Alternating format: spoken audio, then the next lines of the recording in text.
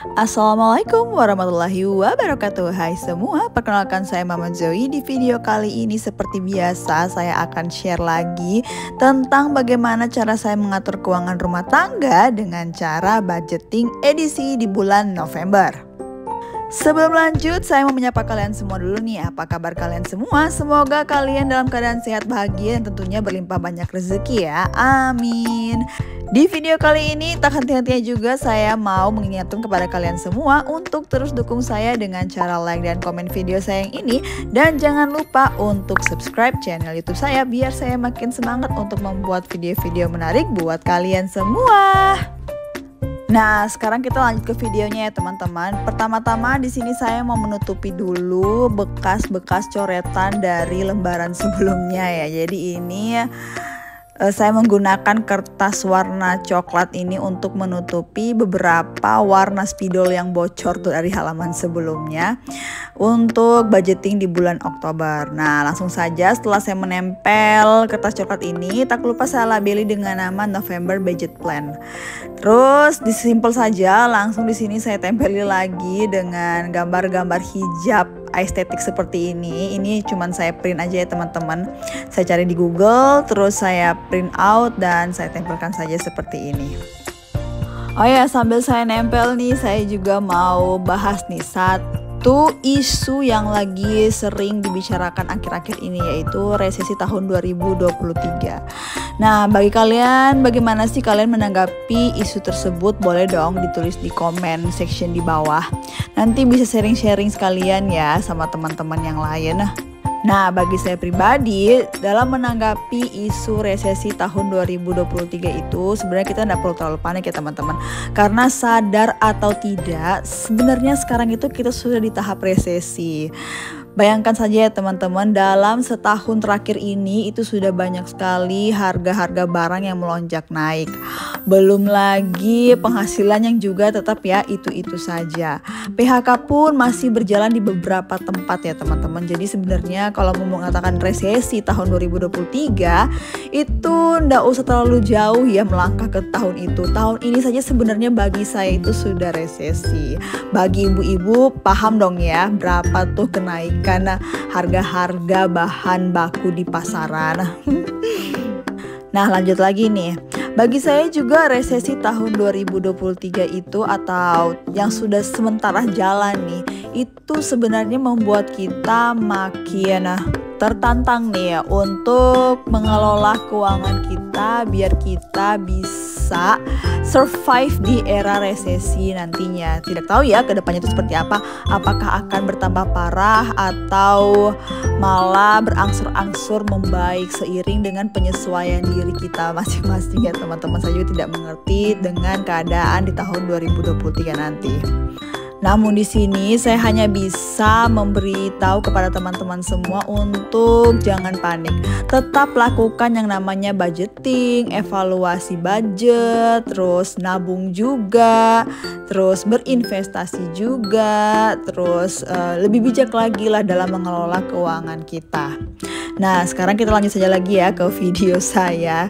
Karena sebenarnya memang untuk resesi tahun 2023 saya tidak terlalu ahli untuk membahasnya, cuman dengar-dengar karena banyaknya orang yang panik, makanya mereka lebih banyak saving money secara cash atau bahkan ada juga yang menarik semua investasi mereka karena takut kalau resesi tahun 2023 nanti itu bakal mempengaruhi investasi yang sudah mereka tanamkan.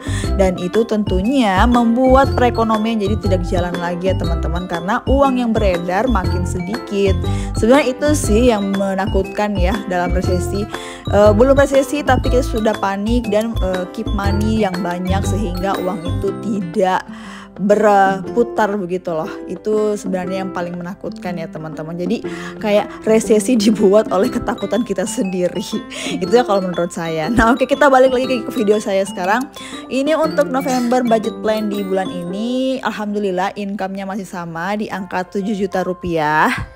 Nah, dari income 7 juta ini saya akan bagi ke beberapa jenis pengeluaran, yaitu saving atau tabungan, fixed expense, giving, dan juga variable expense. Dimana untuk saving sendiri itu terdiri dari dana darurat sebanyak Rp500.000, Dana haji, dana pendidikan, dan dana pensiun masing-masing di angka Rp300.000.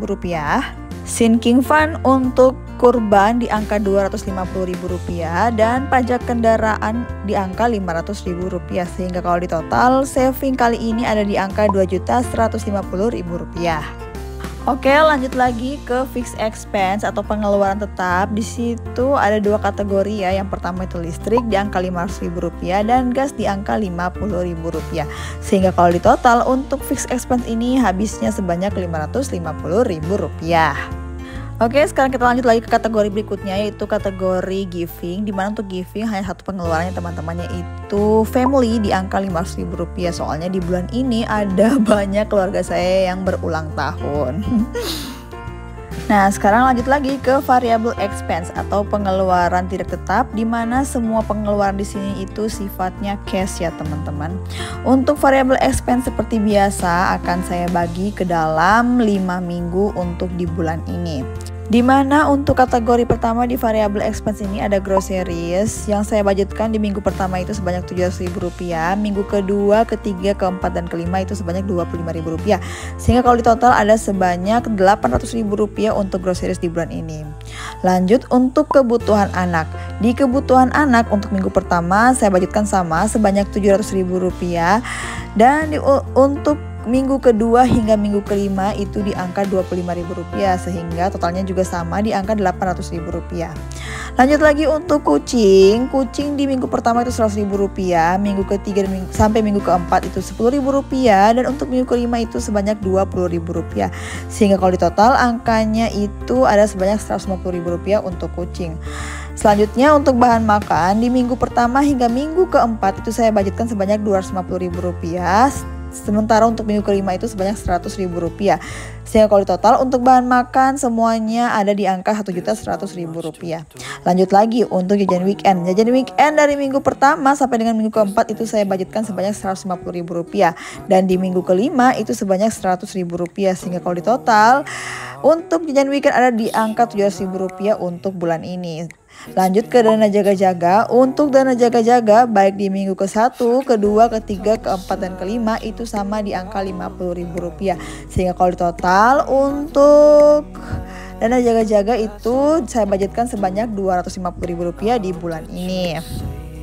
Nah, itu semua tadi adalah kategori dari variable expense yang kalau ditotalkan untuk minggu pertama itu budgetnya sebanyak Rp1.950.000, minggu kedua, ketiga, dan keempat itu masing-masing dibudgetkan sebanyak Rp510.000, dan untuk minggu ketiga itu di angka Rp320.000, sehingga kalau ditotal untuk bulan ini khusus variable expense itu ada di angka Rp3.800.000.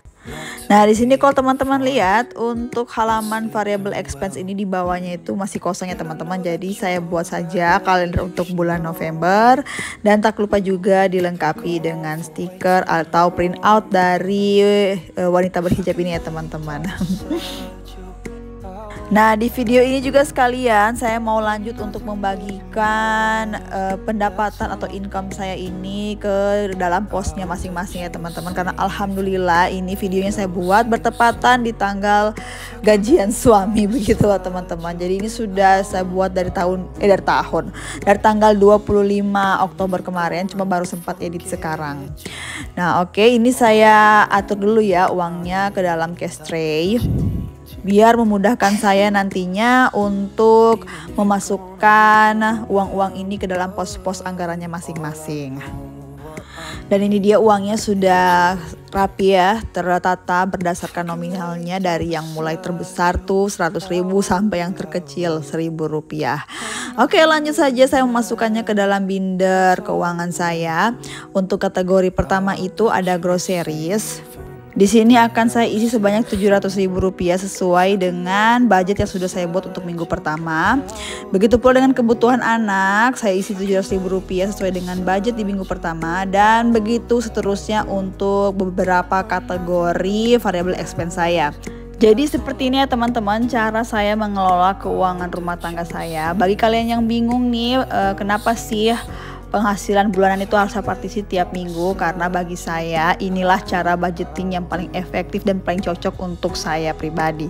Jadi kalau misalnya kalian sering ikuti video-video YouTube saya sebelumnya, saya sering menjelaskan kalau saya itu orangnya kadang-kadang suka impulsif. Tiba-tiba kalau misalnya melihat ada sisa anggaran berlebih dari pos anggaran yang sudah saya budgetkan ya teman-teman. Jadi biasanya itu di akhir-akhir bulan kalau lihat sisa anggaran masih banyak, itu langsung saya belanjakan semuanya, tak peduli berapapun sisa uang belanja itu. Nah itu kan harusnya saya tabung ya teman-teman, cuman karena saya juga banyak maunya, jadi kadang-kadang saya belanjakan saja semuanya. Nah untuk mengamankan itu semua, makanya saya buat budgeting mingguan seperti ini. Jadi nanti tiap minggunya itu akan saya evaluasi. Terus dari hasil evaluasi itu, kalau memang dia kurang, saya langsung tahu nih saya akan ambil dananya dari pos pengeluaran yang mana. Namun ketika dia lebih atau ada sisanya, itu biasanya saya langsung simpan dan tabung ya teman-teman. Entah itu saya taruh di mini sinking fund atau di saving challenge yang sudah saya buat.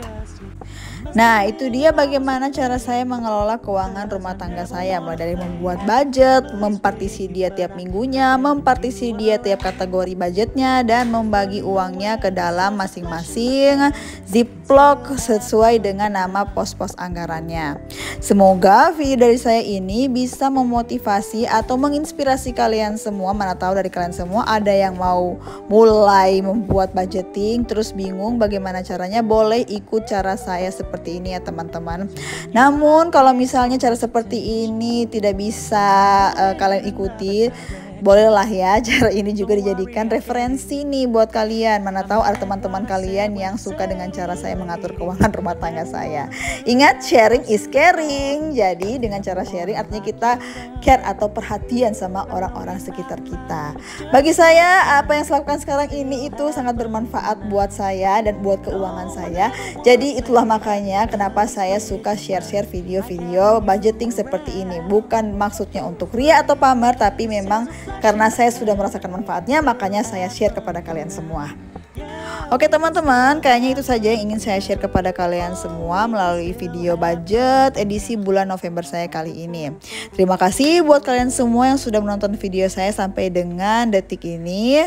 Mohon maaf apabila ada salah-salah kata dari saya atau ada kata-kata saya yang kurang jelas dalam pembuatan video saya kali ini. Tidak lupa juga saya mau mengingatkan kepada kalian semua untuk terus dukung saya dengan cara like dan komen video saya yang ini. Dan jangan lupa untuk subscribe channel YouTube saya biar saya makin semangat lagi untuk membuat video-video menarik buat kalian semua. Dan apabila kalian merasa video saya kali ini bermanfaat untuk kalian semua, boleh dong kalian share video saya ke semua sosial media yang kalian punya. Sekian dari saya, wassalamualaikum warahmatullahi wabarakatuh. See you on my next video, bye bye.